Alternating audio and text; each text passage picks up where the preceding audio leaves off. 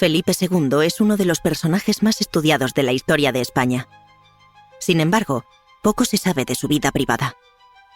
El afán de los historiadores por engrandecerlo para compensar la leyenda negra que lo envuelve, lo ha convertido en un personaje taciturno, místico, prudente para unos e hipócrita y fanático para otros. Una imagen que solo se corresponde con los últimos años de su vida, cuando el soberano se convirtió en el solitario habitante de El Escorial. Pero Felipe II también fue un joven apasionado que supo de amores prohibidos y hubo de resignarse al matrimonio por razón de Estado.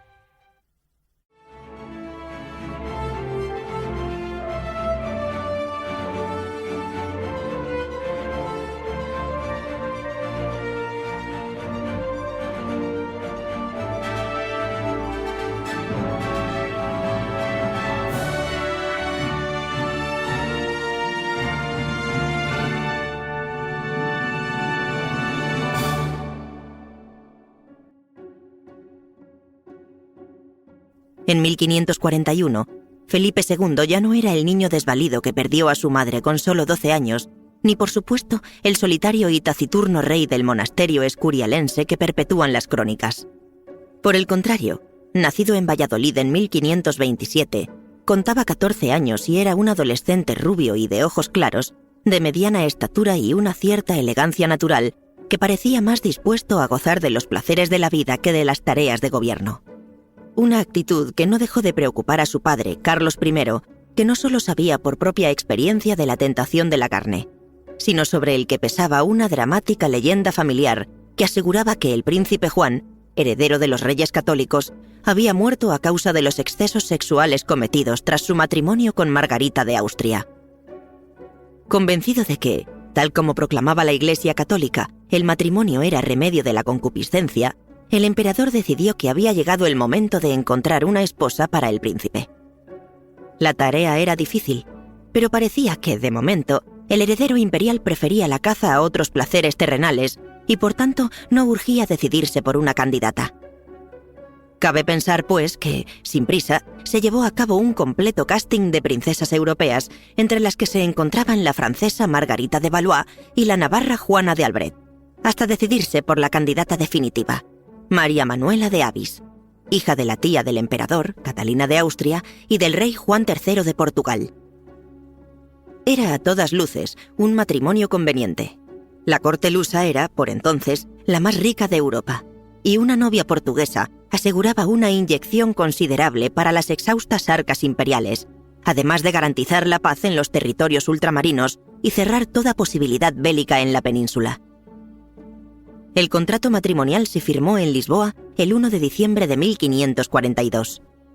Pocos meses después, el emperador partió hacia Alemania a fin de contener el levantamiento de los príncipes protestantes de la Liga de Esmalcalda, mientras que el futuro Felipe II, ya jurado heredero de Aragón, quedaba en la península como regente de Castilla. Antes de partir, durante una estancia en la localidad gerundense de Palamós, consciente de la falta de formación política de su hijo, le escribió una larga carta en la que, junto a una serie de consejos para el buen gobierno, añadía: «Hijo, placiendo a Dios, presto os casaréis. Quiero hablar sino en la exhortación que os tengo de dar para después de casado. Y es, hijo, que, por cuanto vos sois de poca y tierna edad, y no tengo otro hijo sino vos, ni quiero haber otros, conviene mucho que os guardéis y que no os esforcéis a estos principios, porque además que eso suele ser dañoso, así para el crecer del cuerpo como para darle fuerzas, muchas veces pone tanta flaqueza que estorba hacer hijos y quita la vida como lo hizo al príncipe don Juan, por donde viene a heredar estos reinos. Mirad qué inconveniente sería si vuestras hermanas y sus maridos os hubiesen de heredar, y qué descanso para mi vejez si no es así. Por eso os habéis mucho de guardar cuanto tuviéredes vuestra mujer.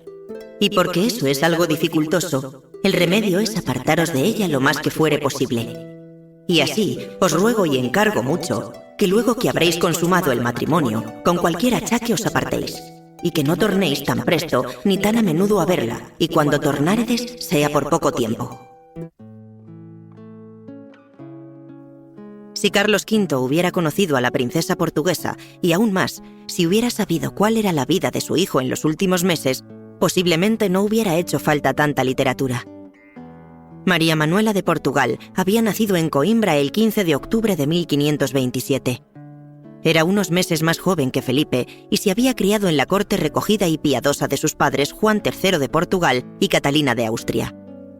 Austera y sencilla, había heredado de su madre una importante tendencia a la obesidad, que llevó incluso a los complacientes cronistas de la época a calificarla de más gorda que flaca, o en palabras de Alonso de Sanabria, un miembro de la casa de Medina Sidonia que formó parte del séquito nupcial, con toda su persona muy abultada. Pero el remedio de la concupiscencia de Felipe no era que María Manuela tuviera, a decir de otros cronistas, el labio caído, los ojos saltones o la mirada apagada.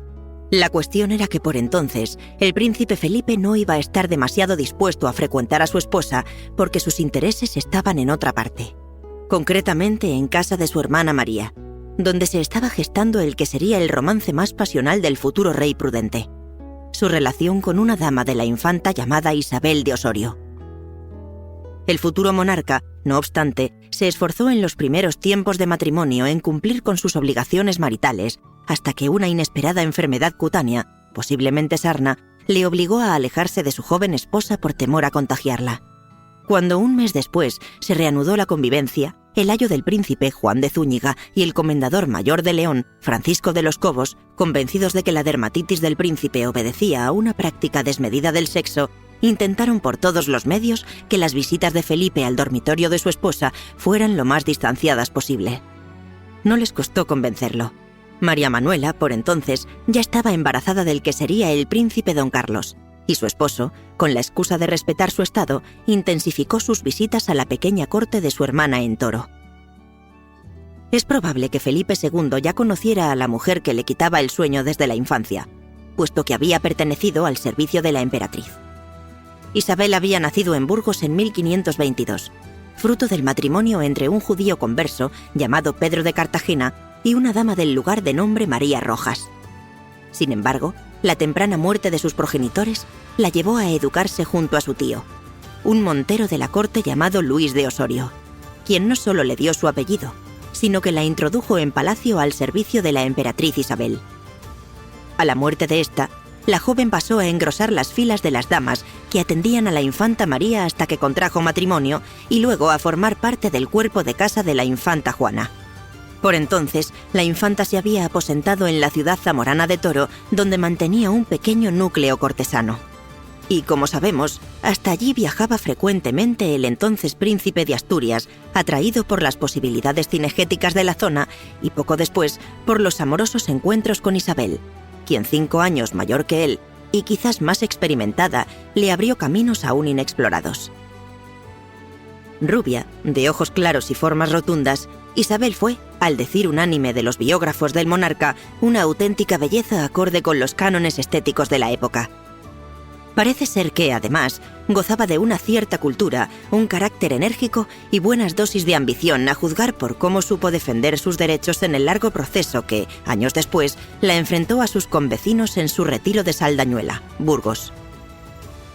Los biógrafos de Felipe II no se ponen de acuerdo a la hora de concretar hasta qué punto llegaron los ardores del joven y se supone apasionado príncipe.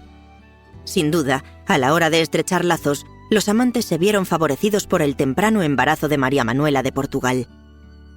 Cabe pensar que un Felipe recién casado, con la exuberancia de sus escasos 20 años y la herencia pasional de los Habsburgo, viéndose forzado a la abstinencia que, en la época, imponía el embarazo y a la rígida normativa sexual obligada por su padre y sus preceptores, se entregara de pleno a los brazos de Isabel de Osorio. La leyenda negra pretendió incluso establecer un presunto matrimonio entre ambos, que convertiría a Felipe en bígamo a la hora de su enlace con María Manuela de Portugal.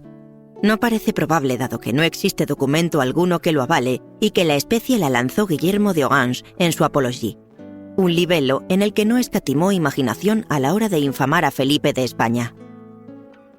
Por otra parte, dada la estricta vigilancia que el emperador ejercía sobre su hijo, hubiera sido muy difícil que éste contrajera matrimonio secreto sin que tal hecho llegara a oídos de su padre. De haber sido así, se hubiera puesto en marcha de inmediato la maquinaria legal necesaria para declararlo nulo. El equívoco pudo deberse a palabras de la propia Isabel, quien, según el cronista Cabrera, pretendió ser mujer del rey. Parece ser que en sus años de madurez, la dama hacía franca ostentación de los vínculos que le habían unido a Felipe. De hecho, no se equivocaba. De alguna manera, ella fue la mujer en la vida del solitario del Escorial. No obstante, fue tras la muerte de María Manuela en 1545, a consecuencia del parto de su primer hijo, cuando la relación se hizo más intensa. Prueba de ello es que en 1551, el aún príncipe de Asturias escribió a su cuñado y amigo Maximiliano II de Austria: «Ayer vine aquí, Toro, a donde me pienso holgar 8 o 10 días para irme después a trabajar a Madrid». Y pocos días después, desde Medina del Campo y camino de Madrid, añadía: «Y otras nuevas no sé decir más que he partido de Toro con grandísima soledad». Nadie puede negar, pues, que la relación entre Isabel de Osorio y Felipe II fue mucho más que una ilusión pasajera o un intercambio puramente sexual.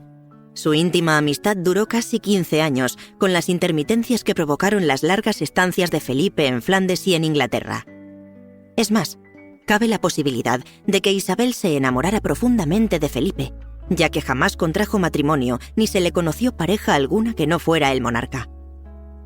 El entonces príncipe de Asturias era un hombre atractivo y gentil, en nada parecido al anciano ascético y perpetuamente enlutado de sus últimos años, y además la llenaba de atenciones y regalos. Del afecto que Felipe sintió por ella, da cuenta no solo la fortuna en dinero, posesiones y joyas que Isabel recibió de su regio amparo, en términos de Manuel Fernández Álvarez, sino, como veremos más adelante, el hecho de que la perpetuara en el arte. Contó para ello con un cómplice de excepción, Tiziano. Felipe había conocido al pintor en Italia y entre ambos se gestó una amistad que fue mucho más allá de la relación entre un pintor y su mecenas.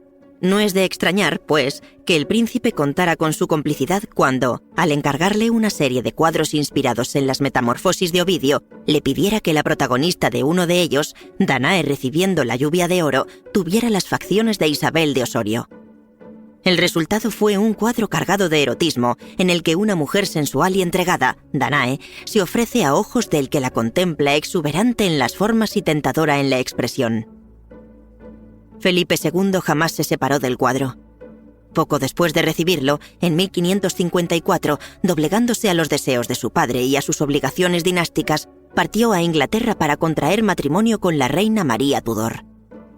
En el equipaje, Danae ocupaba un lugar de honor. Es más, una segunda entrega de la serie, Venus y Adonis, en el que la diosa intenta inútilmente retener a su amado, fue enviada directamente desde el taller veneciano de Tiziano a Londres. En este caso, es Venus quien tiene las facciones de Isabel de Osorio. Y, como la diosa, la amante del príncipe tampoco pudo retenerlo a su lado.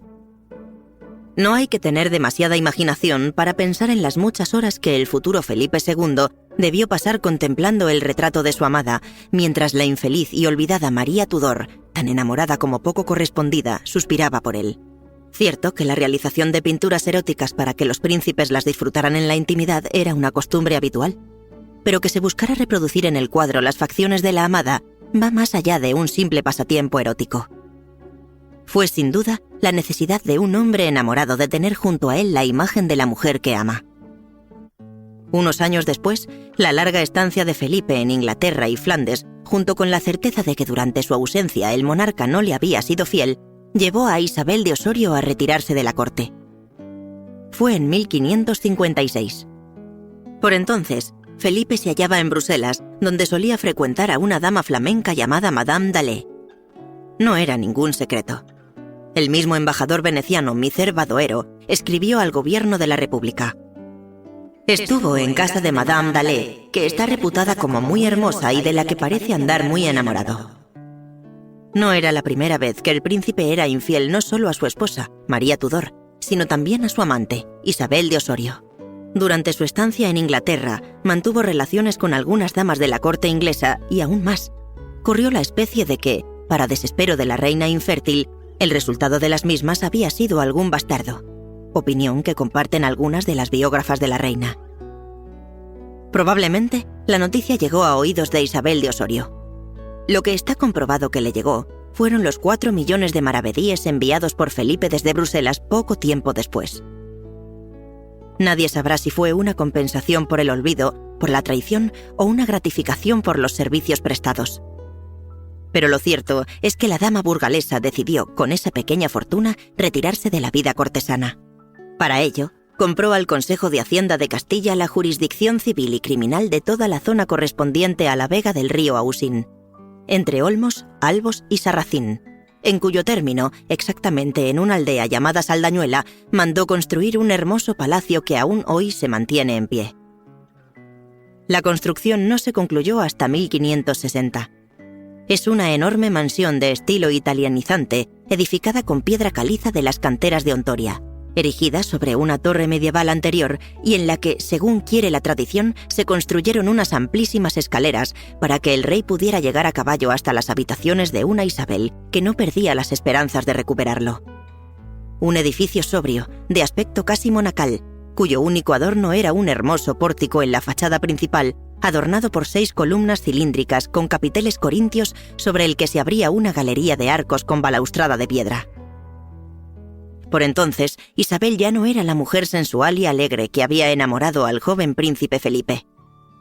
Los años y la soledad la habían amargado, mientras que su papel de amante real la había convencido de ser una reina sin corona. El resultado fue una actitud casi despótica que le hizo ganarse la animadversión de sus convecinos de Saldañuela. Por ello, la nueva señora del lugar hubo de afrontar un largo proceso, bien documentado en el Archivo General de Simancas, además de haber de sortear los continuos encontronazos con los lugareños, quejosos de que los celosos servidores de Isabel multaran, detuvieran e incluso encarcelaran a quienes pescaban o cazaban en sus dominios. En tierras burgalesas, Isabel actuó como reina y señora absoluta de sus tierras. No había podido ser la esposa de un rey, pero quiso ser reina de sus posesiones. Una soberana que, sin embargo, no contó con la aquiescencia de sus súbditos, quienes, hartos de sus pretensiones, acabaron por llamar a su magnífico palacio la casa de la puta del rey. No debió importarle demasiado, y allí residió hasta su muerte. ¿Lo hizo sola o en compañía de sus hijos? Algunos autores apuntan que de la relación entre el rey y su dama pudieron nacer 2 hijos, a los que incluso se pone nombre, Bernardino y Pedro. A favor de tal teoría está el dato de la generosidad del rey para con ella y que Isabel dejó sus posesiones a un tal Pedro de Osorio, quien fue enterrado en su misma sepultura y al que presentó en su testamento como su sobrino, tal vez en un intento de disfrazar los orígenes ilegítimos de este. En cualquier caso, la posible existencia de unos bastardos no deja de ser una especulación. Tal vez buscando expiar los presuntos excesos de su vida pasada, Isabel de Osorio mandó erigir un convento frente al palacio que cedió a la Orden de Religiosas Trinitarias. No obstante, a su muerte, ocurrida en 1589, sus restos no fueron sepultados allí, sino en la cercana ermita del Santo Cristo de los Buenos Temporales. Había pasado los últimos 30 años de su vida en Saldañuela, en un encierro voluntario, recluida en sus recuerdos y olvidada por todos. Un olvido al que, junto con otras amantes del rey, Eufrasia Guzmán, Magdalena Dacre, Catalina Laínez, Elena Zapata, la ha condenado una historia oficial que convierte a Felipe II en un soberano sin mácula, cuando en realidad, además del monarca más poderoso de su época, fue simplemente un hombre.